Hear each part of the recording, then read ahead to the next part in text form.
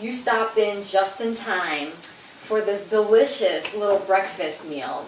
So, I took a little twist on, or this is a little twist on the scrambled eggs. So what I did was I took a little bit of onion. Hold on, let me show you how much. And basically I cut off this layer. I put it in with some butter. This is butter, okay? And 2 Bella mushrooms. 2, that's it. So it should look like this when you're ready for the eggs. Look at that. It's so crunchy and oh, it's just so beautiful. I love this. I'm so excited. And because I'm a good girl, I am going to have 2 eggs. Brown eggs, of course. And when you are making scrambled eggs, regardless of how you like them, whether you like them kind of watery or very dry, like some weirdos like it, you want to keep the flame really, really low because the eggs will immediately start to, you know, turn dry, basically. Oh, here we go. Yes. Okay, 1,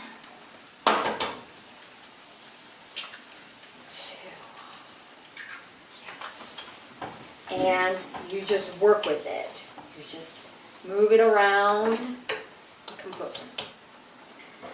Yes, look at that. How delicious. Now, I like my scrambled eggs more moist than dry, so I'll be done in a little bit. I mean, some people might like it like this. I don't know. That's not me, though. But I am a little bougie about my eggs. I like them a little moist. Otherwise, what's the point? It's just too dry. And then put this on a lovely piece of baguette, or what I'm going to do is I'm going to have a little croissant. Yeah, I'm going to have a croissant, maybe two, because again, I've been very good. I had a green juice this morning, so I deserve this. This is going to be so good. So you basically keep going until you're comfortable with the consistency of the scrambled eggs, and then you've got yourself an amazing breakfast. Oh my God, I forgot the most important thing. You've got to season your scrambled eggs. Okay, so salt, of course, and pepper. And maybe sometimes, actually, instead of the salt and pepper, you can do the everything but the bagel seasoning. That's also an amazing, actually, that's what I meant to do. Fuck. That's okay. It'll still be really good. Okay, this is ready. This is ready for me to eat. Yes, absolutely.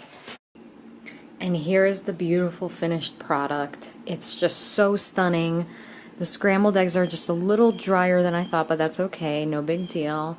Now let's try this. Oh, by the way, I'm using a spoon because how else will you eat these, right?